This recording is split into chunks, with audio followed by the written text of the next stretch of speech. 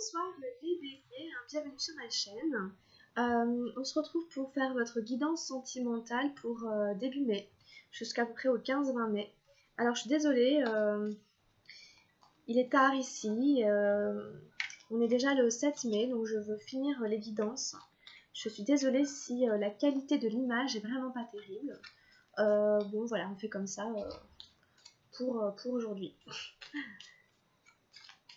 Allez, pour la relation sentimentale pour les béliers.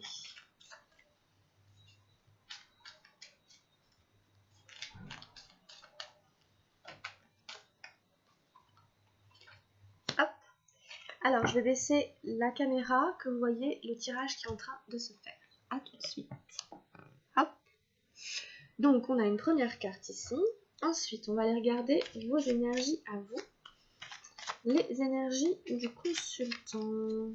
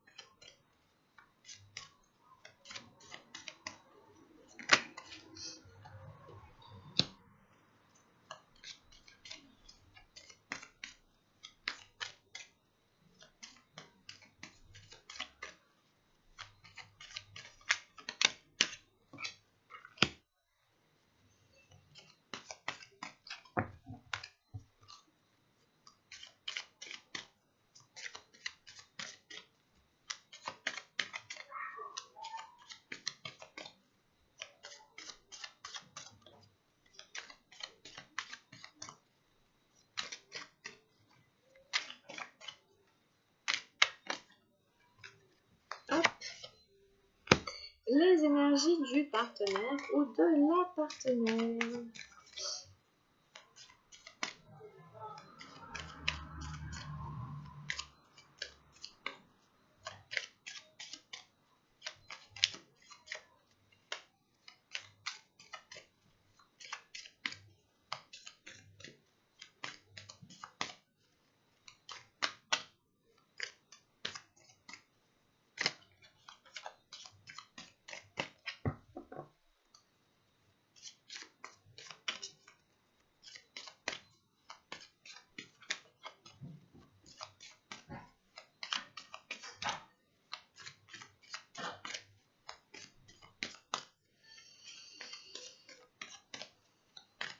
Allez, hop.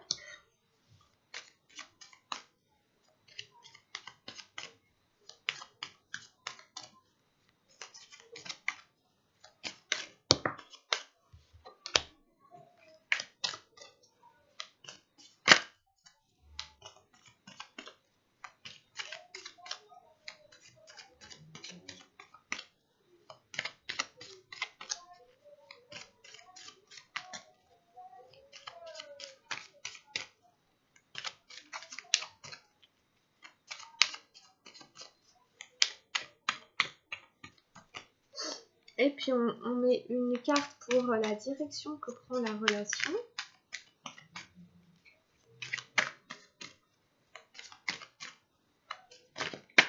Oups. Bon. Hop. Allez, on fait comme ça. On va aller regarder ce qu'on a tiré. Moi, j'ai tiré la foudre.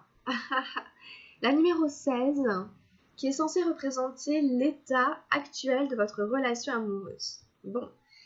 On va aller tout retourner, comme ça on va voir. Hein. Bon, alors pour vous, j'ai la 8 des nuages, la culpabilité, qui était d'ailleurs dans votre tirage précédent, je crois. La 21 des arcanes majeures, qui est l'achèvement. Et ici, j'ai tiré la banalité, la 8 d'arc-en-ciel.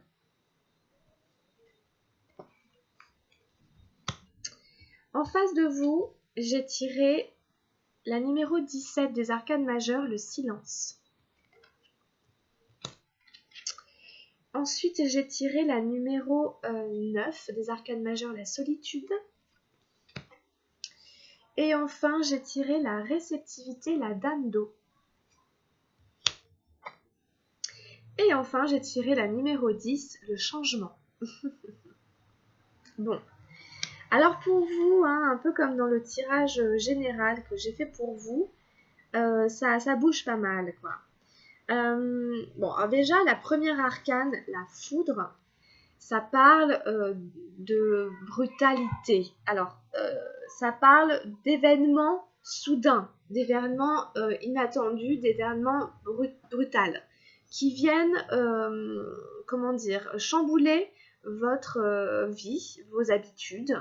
Donc, ça peut être un changement soudain. Voilà, c'est un changement soudain inattendu, pas forcément souhaité, qui vient vous chambouler. Donc, à mon avis, ça représente une relation relativement instable, peut-être dans laquelle il y a des colères, peut-être dans laquelle il y a comme ça, il y a eu en tout cas, ou voilà, des moments comme ça, un peu de rage ou des moments pas faciles, voilà, représentés par les éclairs que vous voyez, etc.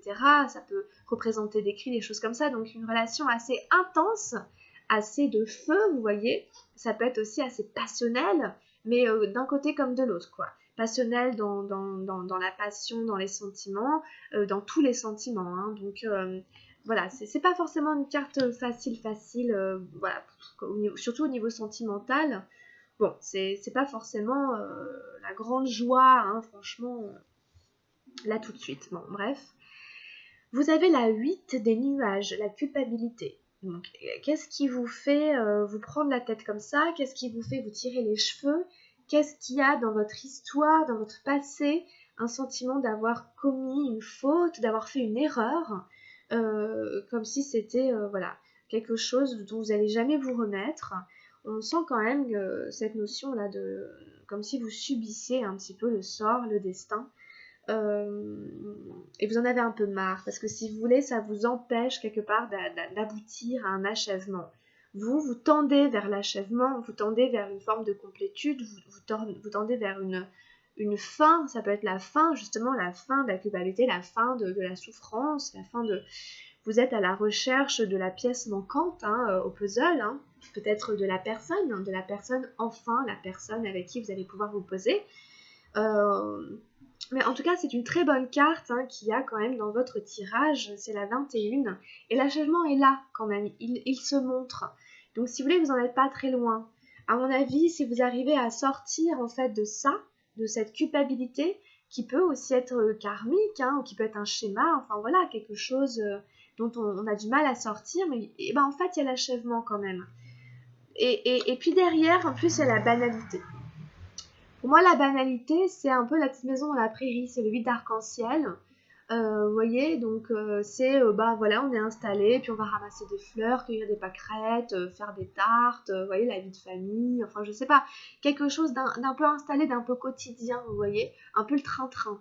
Donc voilà, donc on sent quand même chez vous peut-être une envie comme ça, hein, d'être dans cette forme de banalité qui n'est pas mauvaise en fait, hein, voilà, assez tranquille, hein, où on profite tranquillement de la vie, on prospère un peu, avec voilà cet achèvement, hein, et cette carte à côté, vous voyez un peu, hein, on a envie d'arriver au bout, pour aller vers quelque chose d'un peu tranquille. Mais voilà, il y a cette culpabilité devant qui ressort, qui fait que c'est pas si simple que ça. En face, j'ai une personne qui est relativement silencieuse, qui est sûrement en train de faire un travail introspectif sur son inconscient. On a la lune ici, voilà, qui représente tout le monde de l'imaginaire, des rêves, de l'inconscient, du silence, des secrets, des mystères. Donc c'est vraiment ça, surtout qu'en plus à côté j'ai la carte de la solitude. Donc j'ai quelqu'un qui a tendance à se retrancher pour aller méditer. J'ai quelqu'un qui est sur un chemin de développement personnel intérieur. J'ai quelqu'un qui se retire volontairement dans sa grotte pour méditer, pour faire ces choses dont il ou elle a besoin pour développer sa spiritualité. C'est pas forcément négatif. Après, quand c'est trop, évidemment, c'est pas bon non plus. La solitude, Ça dépend si elle est voulue, si elle est subie. C'est pas forcément une mauvaise chose, mais évidemment, comme tout, quand ça n'est pas dans l'extrême. Parce que là, c'est quand même très fort. C'est-à-dire, entre le silence et la solitude, il y a quand même une notion d'être à part du monde, dans un truc très, excusez-moi pour le bruit, très seul, très, voilà, en méditation. On peut vraiment imaginer le moine dans son monastère, vous voyez, en train de méditer sur un chemin spirituel. Bon voilà, après on a la carte de la réceptivité, c'est la dame d'eau. Donc si vous voulez, ça parle encore de quelqu'un qui est justement en train de développer, je pense, toutes ses facultés de sensibilité. Toutes ces facultés le côté yin qui existe dans l'être humain, qui fait partie de tout, de l'ordre de la compassion, de l'ordre de l'empathie, de l'ordre de la réceptivité, etc. Donc j'ai vraiment une énergie un peu plus féminine ici, mais que ce soit un homme ou une femme, hein, et qui est en train pour moi, cette personne est en train de faire un travail intérieur pour développer ses facultés comme ça, yin à l'intérieur d'elle, que ce soit un homme ou une femme. Donc là, vraiment, j'ai pas vraiment une relation de couple, j'ai l'impression que chacun vit un peu ses trucs de son côté. Chacun suit son chemin. Après, la réceptivité, hein, on n'est pas contre non plus, hein, être en couple, hein, mais il y a des notions comme ça de guérison, de travail intérieur. C'est la dame d'eau, donc on est quand même dans des sentiments très nobles, etc., qui peuvent être partagés aussi avec les personnes qu'on aime. Donc entre ces notions-là de dame d'eau, etc., de son côté, et puis toutes ces arcanes majeures qui sont quand même très fortes, on a un tirage quand même assez dense pour vous, les amis béliers, hein, vous avec l'achèvement, la 21, c'est vraiment la fin de cycle. Et alors en plus, avec le changement ici, qui est le numéro 10, évidemment, la roue va tourner, quoi. C'est sûr que la roue va tourner, ça va pas rester comme ça. À mon avis, on pourrait dire que vous êtes dans une phase pas facile. Peut-être chacun hein, dans son chemin de vie, à un moment un peu comme ça. Mais en tout cas, il va y avoir du changement. Alors voilà, je ne peux pas vous dire hein, dans quel sens sera le changement, mais la situation va bouger. La situation ne va pas rester telle qu'elle. On vous annonce un changement. Le 10, c'est toujours une fin de cycle. Le 10 et le 21, voilà, c'est sûr que vous allez vers quelque chose de nouveau dans la relation. Ça va bouger, ça va changer, ça ne va pas rester comme ça. On vous annonce un changement à venir dans la relation, au niveau sentimental. Alors, on va aller prendre un petit message avec le tarot de la transformation de Sho pour vous aider, vous éclairer.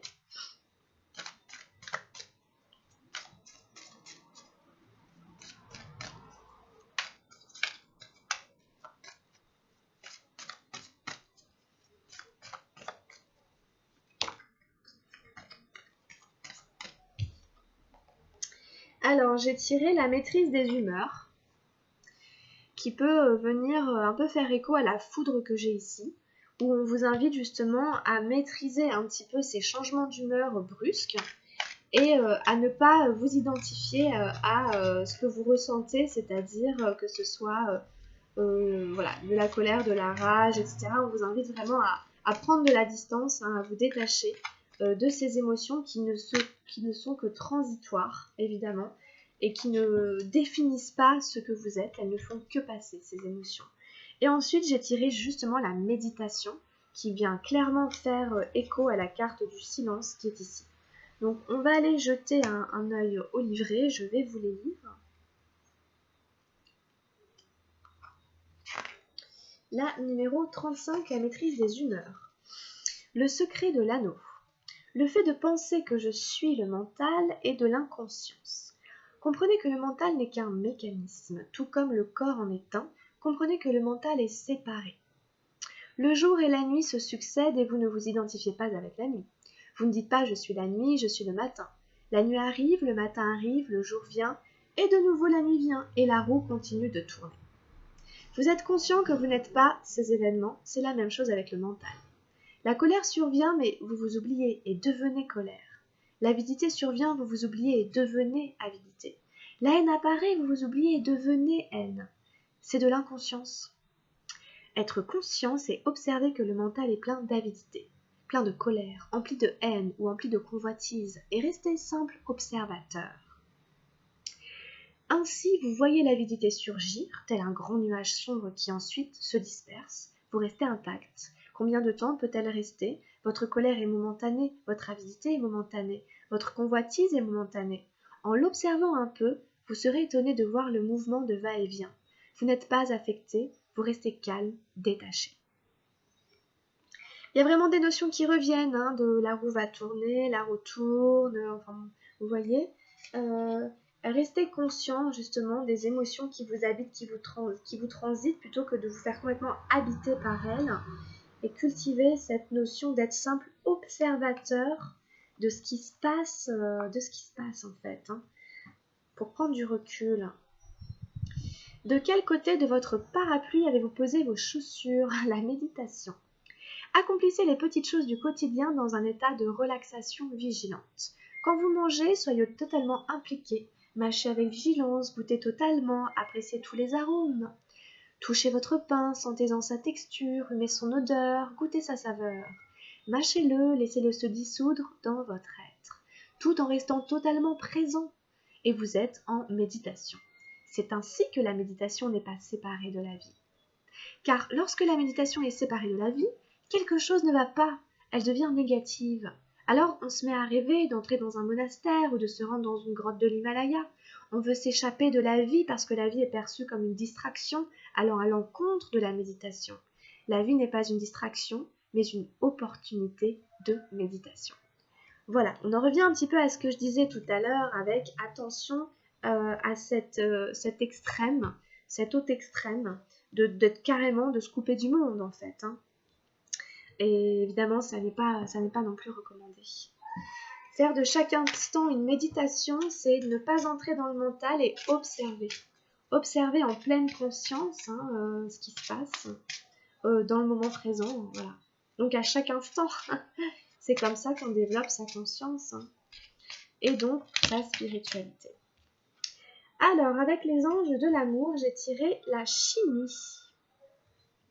Vous ressentez une forte attraction magnétique. Donc il est fort possible que vous ressentiez beaucoup d'attirance pour votre partenaire actuel et qu'il y ait une forte alchimie physique, hein, entre vous.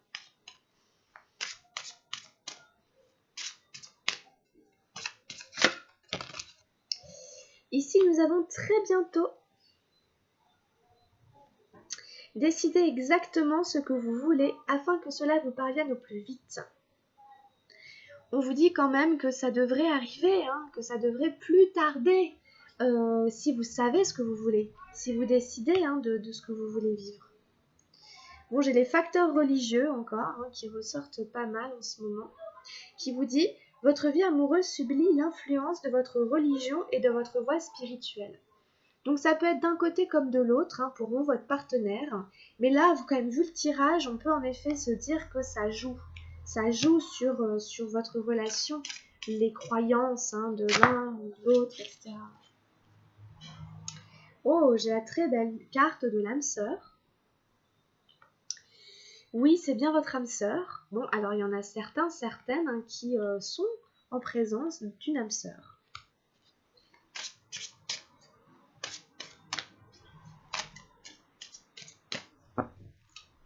Est-ce qu'on a encore des messages pour les béliers? Pour la guidance des lumières.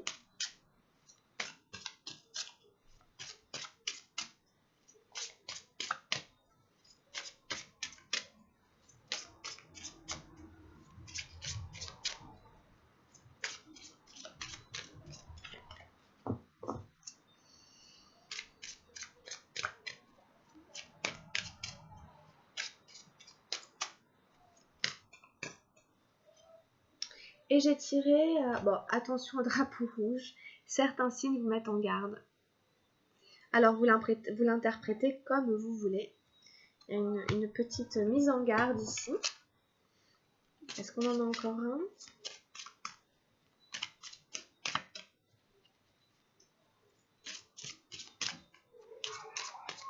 Je suis vraiment désolée pour le bruit, hein, mais c'est une heure aussi où le voisinage est très agité, hein. Alors, J'ai tiré cela vaut la peine d'attendre. La synchronisation divine est à l'œuvre dans votre vie amoureuse. Voilà, on vous parle de synchronisation. Je trouve qu'elle va assez bien avec la carte de très bientôt. Voilà. Soyez ouverts aussi à tout ce qui est synchronisation, synchronicité.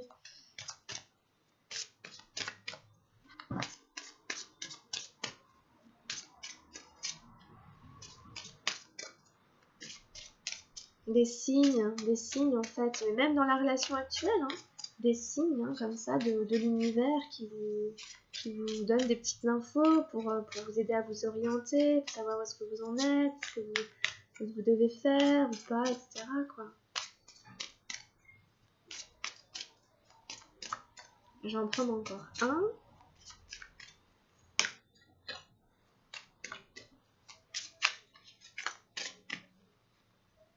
Oh, j'ai tiré la très belle carte de la réconciliation.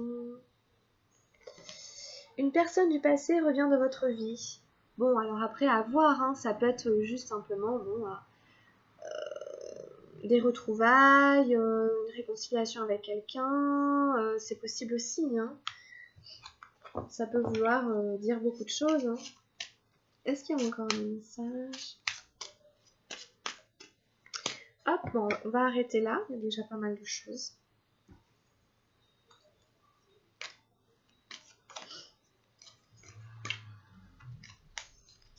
Et puis, on va prendre un dernier petit message des cartes lumière pour finir cette belle guidance pour vous, les amis béliers.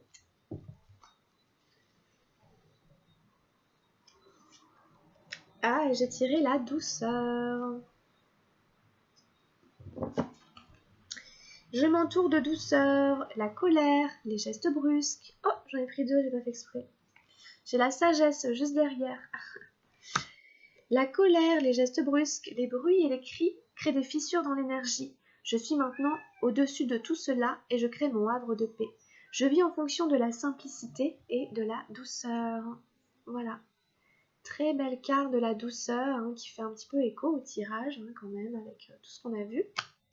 Et la sagesse qui nous dit « J'ai la sagesse de laisser le temps agir pour ainsi obtenir les résultats tant désirés. J'accueille chacune des étapes avec sérénité puisque je suis guidée vers ma pleine réalisation. En ayant la sagesse de vivre ici et maintenant, j'atteindrai tous les sommets. » Voilà. Très belle carte pour finir ce tirage de la sagesse. C'est un très beau message. Voilà. On va arrêter cette guidance ici. Voilà, encore une fois, un peu désolée pour la qualité de l'image, mais le tirage y est, c'est le principal. Eh bien, portez-vous bien, hein, et puis je vous dis à très bientôt. N'hésitez pas à aller voir le tirage de votre ascendant, hein, ça peut aussi vous aider. Je vous embrasse très très fort les amis béliers. À la prochaine!